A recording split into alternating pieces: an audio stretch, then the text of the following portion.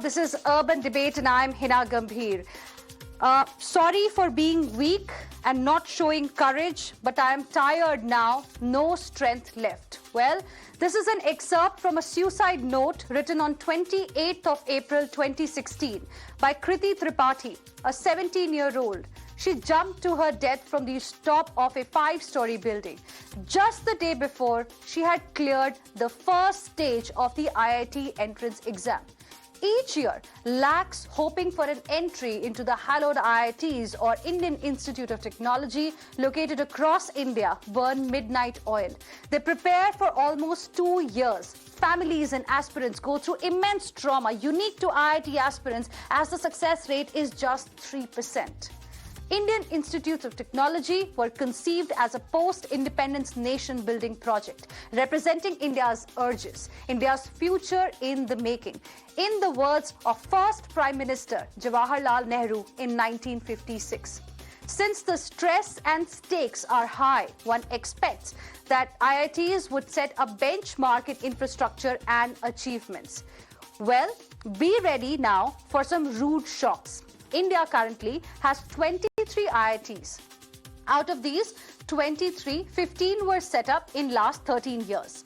Nitin Gadkari, the Union Minister, recently called IITs the gold mine of the country, thanks to their contribution to the development of the country and for industrialization around the world. Now, contrary to the belief of the minister and average Indian, as against the overall targeted intake of 18,880 students, only 6,224 students, though a number of patents were filed, only 5 IITs could not obtain a single patent during 2014 and 19. The enrollment of the students was much lower, and the IITs today suffer poor infrastructure and terrible upkeep. Now, this is not we making a claim here. The country's top auditor, C&AG, conducted a performance audit of 8 IITs established over a decade ago. The idea was to assess whether creation of infrastructure, procurement of equipment and services, academic and research activities, governing and oversight, and if financial management was done in an economical, efficient and effective manner. This audit scope covered a period of 5 years from 2014 to 2019, and you will be shocked to find what the report has revealed. There were land allotment issues for IIT Bhubaneshwar, Gandhinagar, Mandi as well as Ropar. They persist even after a decade of their establishment. The pace of infrastructure construction like buildings, hostels didn't correspond with the pace of increase of students and faculty.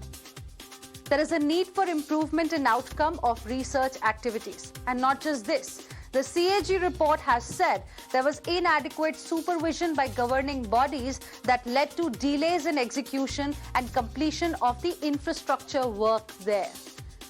In fact, this assessment happened in about 8 IITs across the country, and this assessment was of the first 6 years. Inadequate faculty to student ratio in all the 8 institutes from 2014 to 2019 was also reported. Lack of adequate teaching staff cast a shadow on quality of education. So from infra to teachers to funding, all seems to be in a mess as far as these 8 IITs are concerned. So on Urban Debate tonight, we ask, by not being able to ensure basic facilities like land and funding to new IITs, even after a decade, has the government been complicit in diluting India's premier education brand, the IIT? And that's our big debate this evening. Joining us on the broadcast are my guests. We have Professor Dr. Arun D. Sawant, who is former VC, University of Rajasthan. Professor Ujjwal K. Chaudhary, Pro Vice Chancellor, Adamant University. We have Professor C.B. Sharma, who is an educationist, professor at the School of Education, IGNOU, and former chairperson, NIOS. We are also joined by Professor Kannan from IIT Bombay. Thank you very much, all of you, for joining us here on Urban Debate. Professor Kannan, I want to begin the discussion with you. You must have seen the findings of the C&AG report. How will you like to react to what it has revealed, sir? I believe there is nothing wrong in that. Because, of course, let me start by saying your initial comments about students spend a lot of time and so on. That is a serious problem. We need to address it. I believe that, in fact, finding a better solution to those problems is probably a more important topic for discussion. Nevertheless, now that we have taken this topic for discussion, it can, every one of them can be explained. And I don't think there is nothing, it is bad, but I don't think it is something unexpected. Because it is, going by, for example, let me point out some of the things. In IITs, all the administration, everything is done by faculty members, right? That is a policy that IITs have taken. These are not done by qualified management professionals, okay? And this is something that was discussed in probably every IIT and made a conscious decision that it should be done by, for integrity and various other reasons, it will be done by professors. And obviously there is a disadvantage because of that. Now, the government cannot interfere in this because IITs have the autonomy, right? So, so that is regarding the managerial issues related question. Now, regarding the number of people, not, number of seats, large number of seats going vacant. In early days, the admission for IITs were done separately from other IITs. In fact, only in 2018-19, this JOSA was formed. That is Joint Selection Administrative Authority, Admission Authority or something like that. JOSA we call. And that was formed only in 2018. So let me point out what happened before that. Supposing there is a student who gets, let's say, civil engineering in or mechanical engineering in one of the IITs, one of the new IITs. Subsequently, that person gets, let's say, computer science seat in one of the well-known NITs, let's say NIT Trichy or NIT Warangal or places like that. Then that student is, would go. And unfortunately, there was no mechanism to fill these seats afterwards in IITs. That was resolved in this JOSA in 2018-19, and in which 100 institutions were brought in. That included all NITs, IIITs, and places like that, government funded engineering institutions and so on. And that problem is largely solved. Even now, of course, there is a problem because there are good institutions outside the ambit of JOSA. For example, BITS Pilani. Somebody, you will still have this problem. Somebody getting a civil engineering seat in one of the new IITs, supposing he gets a computer science in BITS Pilani, he may go. So that seat may become vacant. So every one of your questions can be answered. It's a teething problem. And of course, one of the reasons for IITs, lack of faculty members and so on, are IITs have very stringent requirement for faculty members that they should have a PhD, they should have 2-year postdoctoral work and so on. The other reason is that you can see that IITs are not necessarily in attractive places. One reason is that IITs are also considered as engines of growth, that if I set it up in a place, maybe that place will grow. So there is nothing wrong in that. So there are many reasons. Okay. One of them can be answered. Okay.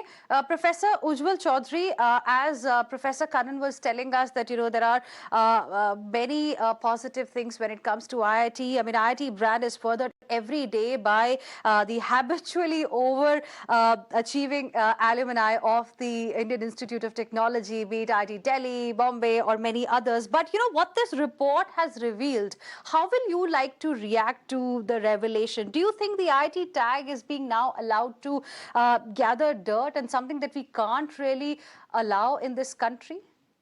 First of all, when these IITs were opened up some 15 years ago in 8 cities of India, They were largely done or primarily done with political reasons of patronage and to serve to certain support base or constituencies.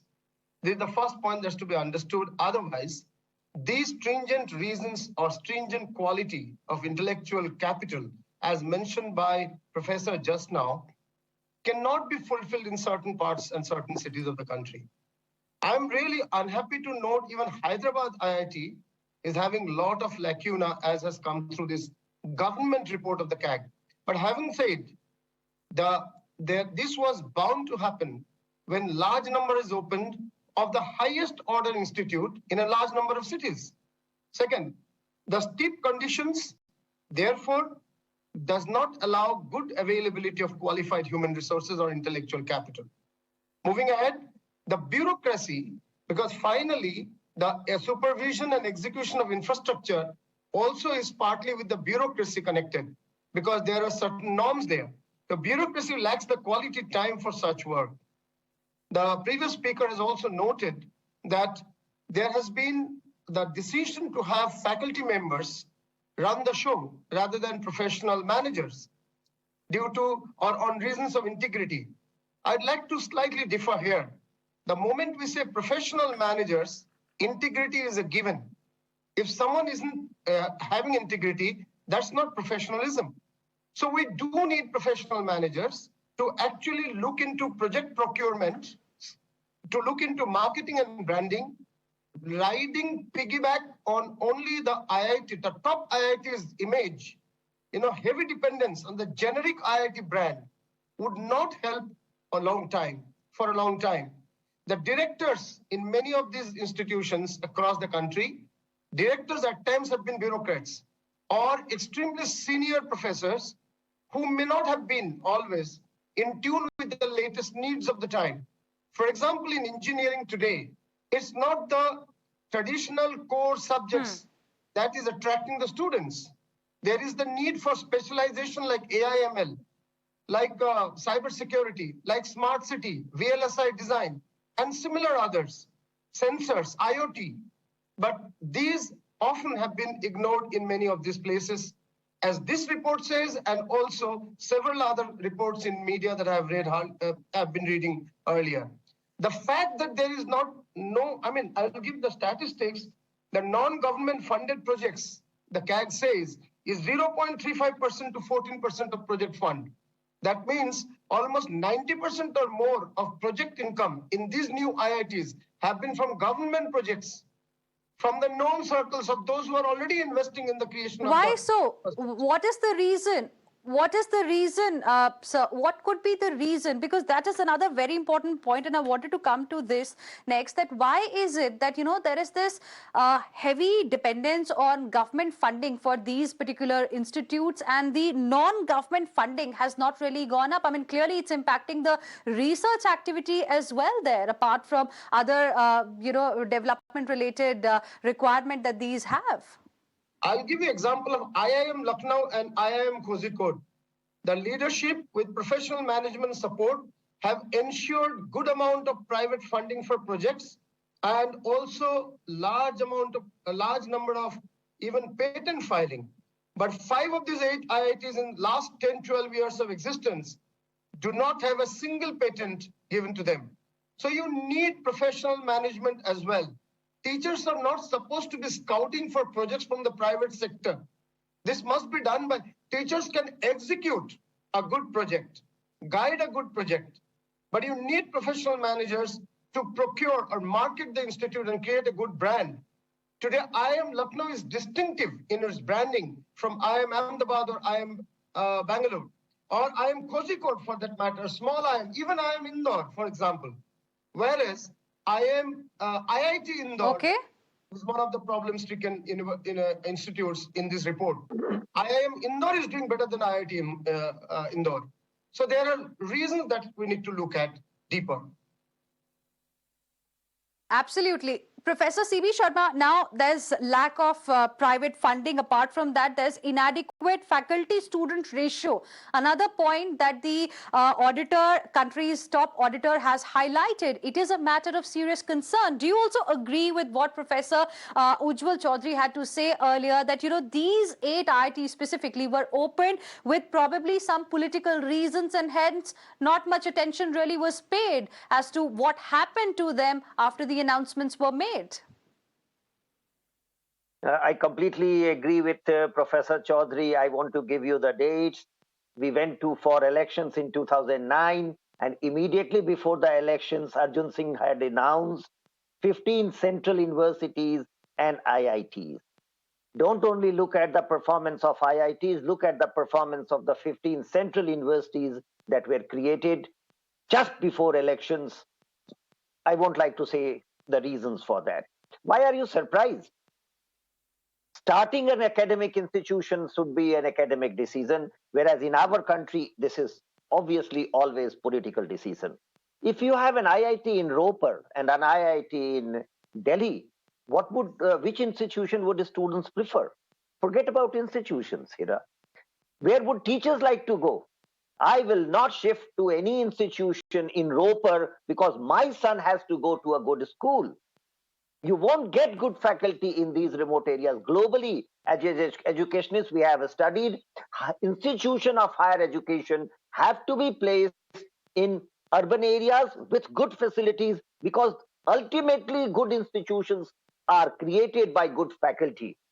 Exception is Kharagpur. You had great infrastructure created in Kharagpur with a central school inside the campus and all the facilities. That is why good faculty shifted to those places.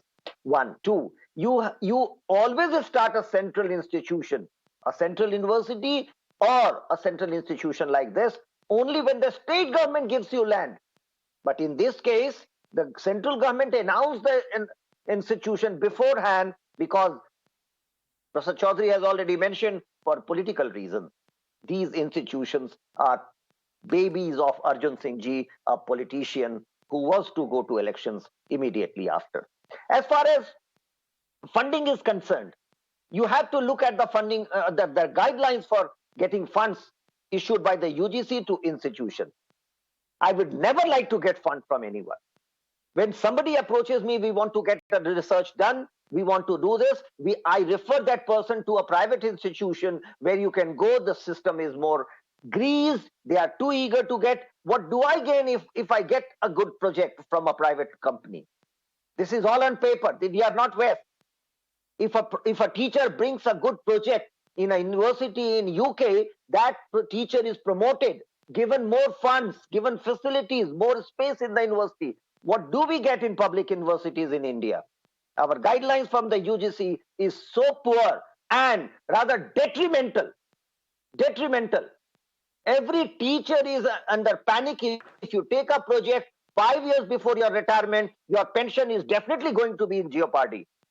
We have made very, very difficult for teachers to get projects, get funding, but because Western universities have this process of getting private funding for research, you always ask us in public universities in India, how much money did you get? Look at the guidelines. You have a provision of a teacher visiting a conference or a seminar every 3 years abroad. Look at what UGC issued the guidelines, and you think that you can create institution without supporting teachers. Universities are bereft of funds for research. How will anybody give me fund if my university, my system, my public funding system has not relied on me and given me funds? Today there is a news in the newspaper. Research has gone down. Why? Because nobody wants to take research projects from the government agencies. It creates so much problems. You cannot look at this problem in isolation. You have to look at it in consonance with various other things. UGC was to become HECI. On 29 July, it was announced. How many months? We have not yet done it. We have not yet created higher research foundation. That was announced in the budget speech of Sitaraman in 2019. This is not the way you create higher education, and this is not the way you really encourage public universities to grow. One last comment. Private universities Important are points. Yes, sir. doing Yes, all sir. these things. Okay, important points you're raising. And let me go back to Professor Kannan once again on this particular aspect, because, from infrastructure to teachers to funding, all seems to be in a complete mess right now. As far as the issue of land allotment is concerned, announcements were made, but allotment never happened. The report mentions land allotment issues for IIT Bhubaneshwar, Gandhinagar, Mandi, Ropar persist even after a decade of their establishment. How are we even allowing this, brand dilution when it comes to India's premier education brand, the IIT? Union Minister Nitin Gadkari just 2 days ago has called it the gold mine of the country. Okay, if you will allow me to speak something very close to my heart, just for 1 minute, and then I will answer your question. We should worry about the fact that our children study for 5 to 6 years in many places to get into IIT, and only 1% of them will get in. 99% will consider themselves as second-class citizens, even if IITs don't say so, right? And they form the major workforce for our country. It's a tragedy that we spend about 1 lakh crore on coaching classes, all coaching, 1 lakh crore every year, and 1 lakh crore every year in tuition that our children spend overseas. Just imagine if that money were there in our regular academic system, we can have much better facilities. We'll have lots of money. So, and then there are another major problem is the gap between IITs and other institutions is widening. That's a serious problem. And we should, I believe that it is indeed possible to, address it, possible to solve it, because we still have the model of IIT that was established in early 50s at IIT Kharagpur, or maybe early 60s. Maybe we have to have a relook at that. Is it possible to change the admission process to IIT without diluting the IIT brand? Anyway, this is something that I would want you to take up for a debate or discussion some other time. To answer your question, you have the problem of state government and central government involved, because the land has to be given by the states, and whereas the funding for that comes from the center to put it up. So I don't know, it is unfortunate that these problems have not been solved in some IITs, but I don't know the answer to that question. I mean, it is unfortunate. Of course, I agree with the comment made by Professor Sharma about, professors not getting enough money. We are spending very little money in terms of GDP on education. It should improve. I mean, we always compare, let's say, IITs with, let's say, MIT or places like that. Do you know how much money is spent in MIT or Stanford University and so on? They are, several times, perhaps 2 orders of magnitude more than what is spent on IIT. And compared to IIT, what is spent on other institutions is much worse. So, I mean, these are some serious problems. But the only thing I can say is things are improving, because all said and done, established IITs also went through these phases. If you look at some of the resources that IIT, for example, I was a student of IIT Madras from 1975 to 80. And, what are the facilities? Not much, but a lot better now.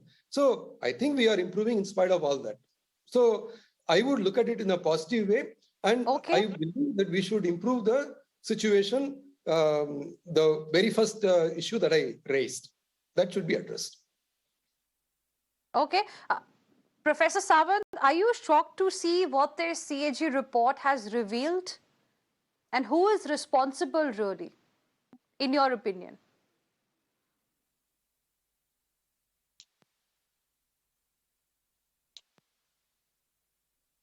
Okay, we'll try and reconnect with Professor Sawant in just a bit.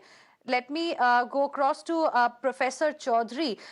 Professor Chaudhary, now, the question is that the accountability needs to be fixed because, like Professor Kannan was mentioning earlier, apart from an economic cost, there is a psychological cost as well. So, for example, I was just looking at some data, to train for IIT exam at centers like Kota, set up for 2 years coaching institute, the tuition cost is over 3 lakh rupees, hostel cost is about 4 lakh rupees, and then total about 8 lakh is what is the cost for 2 years. Just look how parents take loans to send their students to IITs across the country to even train them to enter into a prestigious institute like this. And here we have a report which says that nothing really has changed for them ever since the announcement was made. Why are we even allowing it to happen? Don't you think accountability needs to be fixed somewhere? So the parents' such investment still requires or makes the argument even stronger that the IITs should not be a run-of-the-mill like any other small university or institute, but of high quality. That's first point. Second, the report of CAG that you were mentioning or you are having your program on is report of 2014 to 19, very particularly, and you have said it, you have noted it at the beginning. So this period, while starting of these campuses have, Arjun Singh mentioned, has been mentioned, already done, Ropar, Mandi, Jodhpur, Indore, Patna, there were not, proper market survey done about the availability of resources, about the availability of the land from the state government, and many other things. So it was a patronage. But the report now is for 14 to 19, and things should have been put to better use and better results in the current regime, under the current regime. Unfortunately, that has also not happened. I will get you another fact. The IIT, entire 8 campus IIT were actually created for 18,000 students. CAG has noted it. Original plan was 18,000 students. Currently, there are 6,000 plus students. Even after it was all founded in 2006 and 8 to 9, 12 years ago. And till now, it is 1/3 of the capacity, whereas the money allocation has gone up from 6,500 to 14,000 crores. The money allocation has gone more than double. It's 1.5 times, whereas the number of students studying is only 1/3. And that 1/3 also do not have the proper infrastructure and intellectual capital, as has been noted in the CAG report. So it's not just a growth pangs, that is there. Every organization will have some growth pangs. It's also, in spite of so much of money available from the government, taxpayers' money, things have not gone right. Due to poor management, due to lack of unprofessional management, lack of bureaucratic interest, politicians interested only in the name and not the quality, for many reasons, and many more maybe that I'm not able to say in a short time. The point is, there has to be course correction at this point of time. And I hope with the new education policy coming in, CAG report coming in, and media reports coming in, there would be changes. Okay, you are hopeful that there will be changes. That's what we also hope, and that's the reason why we are discussing this very, very important issue today. Professor Sharma wanted to come in while you were speaking. Yes, sir. Yes. See, no cost is high cost in education. My son must have been Professor Kannan's student. He was IIT Bombay product. We paid 2 lakh rupees per year as his fees. I am a fortunate father. He got admission to MIT directly, and we paid 1 crore as his 1-year fees. Every parent is ready to pay whatever price if a child gets into IIT and if to MIT. So don't always talk in terms of money when it comes to education. Another very important aspect I wanted to raise, and that's why I raised my hand. See, you have good faculty who have joined your IITs. If you don't make best use of them, they will convert into coal in a few years, because they must be kept engaged. They are not getting funding for research. They are also not getting very good students. See, IIT Bombay teachers are IIT Bombay teachers because they get the best minds, and these bright students keep them on tenterhooks. when you don't get good students and also don't get good money for research, at least engage your IIT professors, teachers in these 8 institutions by giving them good research grant so that they excel in research. Who would be ready to do a PhD under them if they have themselves not published anything for 5 years? Give them money, work on them. We need a very drastic change in public institution and public education policy. Otherwise, you will lose your institution, it will completely go into private hands. The fact that your students who get into admission or get admission in IIT Ropar instead choose NIT Trichy is a fact that NIT Trichy is better than IIT and many institutions. These IITs rank much below many NITs and private institutions. Where would the students go? I think your program and this discussion should be an eye-opener for the government that we immediately take measures to improve public institutions. Poor students can go only to these institutions. They cannot go to private institutions where you have to pay high fees. By not really improving the public institution, you're doing a great disservice to the poor and the deserving. I think all of you agree that, this should actually serve as an eye-opener for the government, for the center specifically, and something should be done immediately now to fix the problem that we have on our hand. There are about 8 IITs that we are talking about which this report was prepared by the country's top auditor. Now, what can be done? I want solutions from you, because here on Mirror Now, we also believe in having a discussion wherein we talk about solutions which can be implemented immediately. So what is it that can be done to ensure these institutes also become like what we have in Delhi, the IIT Delhi or IIT Bombay for that matter? Let's begin with Professor Kannan. What is going to be your prescription to the center? There is no easy solution. First of all, I want to point out that a large vacancy is because of not having enough students at the MTech and PhD level. By the way, this is a problem even in established IITs. Okay. In fact, till some time ago, even in IIT Bombay, a large percentage, almost 50% of the students who enroll in MTech would leave for a job in a public sector unit, because they would get a job afterwards, because they were not sure what kind of job they were going to get after doing an MTech or after doing a PhD, which talks about our industrial state of our industry, our ability of the industry to absorb these highly qualified graduates. So let's not, a large percentage of vacant seats are at the MTech and PhD level. I think after JOSA came, there are not many vacant seats at the BTech level. Now, how do we solve this problem? It'll get solved over a period of time. I mean, that's, I don't think we need to do anything.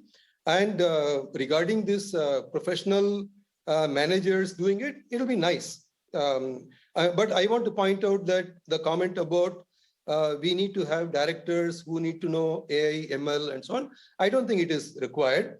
We need actually a person who will help 100 faculty members do research as opposed to worrying about his or her own research, right? We need good managers at the director's level also, somebody who's a well-established academic and who can, who has experience in running this institution. We should not worry about people who published, is it 200 papers or 300 papers? It's not required, provided that person is a well-established academic and has good managerial abilities.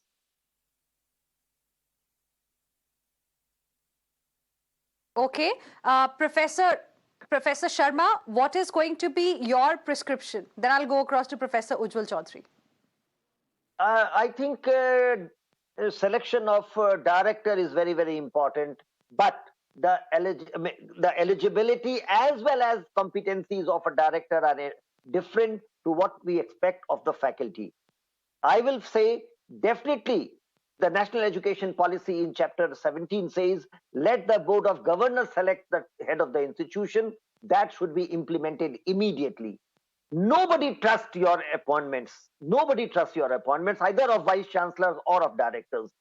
That is a sad state of affairs. Immediately select the best people with best competencies, and the graph of your institution will go up. Second is, don't let your faculty sit idle. Even if you don't have students in 8 IITs, fund those teachers to do good research. Let them be busy.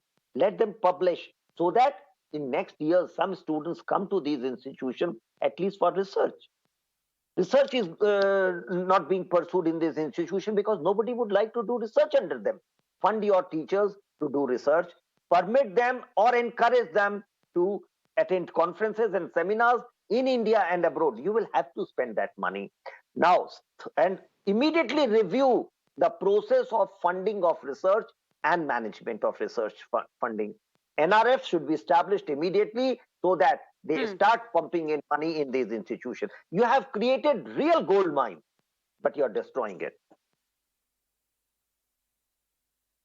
That's what we do not want. If these are the gold mines for our country, we cannot allow anybody to destroy or dilute the brand that IIT really stands for. Professor Kannan, we lost your connection while you were speaking. Were you saying something about the issue of research?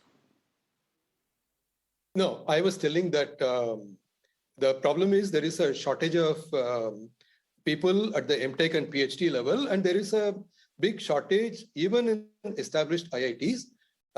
Even in IIT Bombay, we used to lose a lot of our MTech students after admission. Some of them left even after 1 year of getting into IIT, which showed that they were not confident of getting a good job after doing MTech or PhD, which talks about the state of our industry to be able to absorb our postgraduate students. So, it is natural that in the new institutions, the vacancies will be a lot more. And another serious question is, because of the widening gap between IITs and other institutions. See, for example, you are all talking about IITs, that's our brand, has to improve and so on. But nobody is worried about increasing gap between IITs and other institutions. And it is because of that, companies are maybe not able to find, people from these colleges. And they would rather take the students from IIT who are qualified through GATE to do MTech. And instead of waiting for 1 more year for them to finish the MTech, they want to grab in between the studies. That, it talks about the nature of our workforce in the country, that apart from IITs, the IIT is like maybe centers of excellence amongst ruins. Should we worry about that? Shouldn't we worry about improving the levels of other institutions? Shouldn't we worry about decreasing the gap between these? Why are we not talking about that? I think that is probably a lot more serious. Yes, important. Yeah. Yes. In fact, Professor Chaudhary, would you also agree to what Professor Kannan has to say? Because I remember when Satya Nadella became the CEO at Microsoft, it was considered remarkable that he was not from an IIT. Yeah, first of all, today's news point is the CAG report. So while we talk oranges, talking about apples do not go. So we are talking today, this one. The point that is said in principle is right. The gap between IITs and other universities having engineering colleges is there, and there is widening. Some of them are doing very good, private universities, but most of them not. That's very right. But today we are talking of the CAG report on the 8 IITs first. Second, I agree to Professor Sharma talking about directors' appointment by the board of governors of each of the IITs. Someone with high managerial abilities. In my earlier talk, I did not talk about the director knowing AIML. I said the director has to be from managerial abilities and also academics, not just bureaucrats, because bureaucrats have also been appointed, or retired professors have been also appointed. That was the point. But directors should be also aware of the latest developments. And what I said was the specializations need to be brought in, and not just plain vanilla courses or programs. Specializations in the area of AIML, health tech, fintech, VLSI, smart city, cyber city, big data, IoT, blockchain. These are the new age but more particularly post-pandemic areas of employment. And if not all, some of these need to be there in each of these places.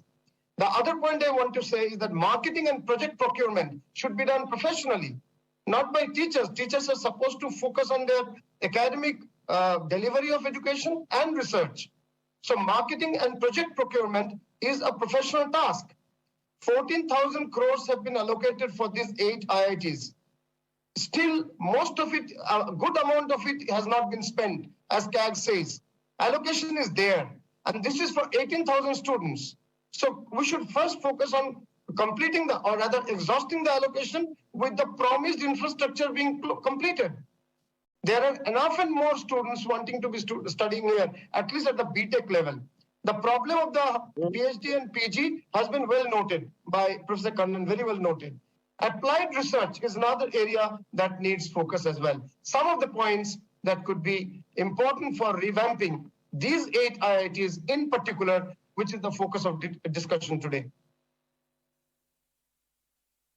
Well, absolutely, and they need attention. That is what we can say, and we'll see how the centre really looks at this particular report, and we can really hope that now, as the issue of brand dilution has come up after this C&AG report, now centre will, of course, ensure that it does not happen, and these institutes also get what they need, be it funding, be it teachers, or all kind of support, so that they also become like the other top IITs in the country. And we are being told that these 8 IITs were asked to periodically review the availability of faculty, fix targets for enrollment in postgraduate and PhD courses, and focus more on research. The Ministry of Education has accepted, in fact, most of the audit recommendations and has circulated these to all IITs as well for acting on the recommendations. Thank you very much, gentlemen, for joining us here on Urban Debate this evening. We're slipping into another very, very short break, but there's some breaking update coming from Mumbai. Stay with us.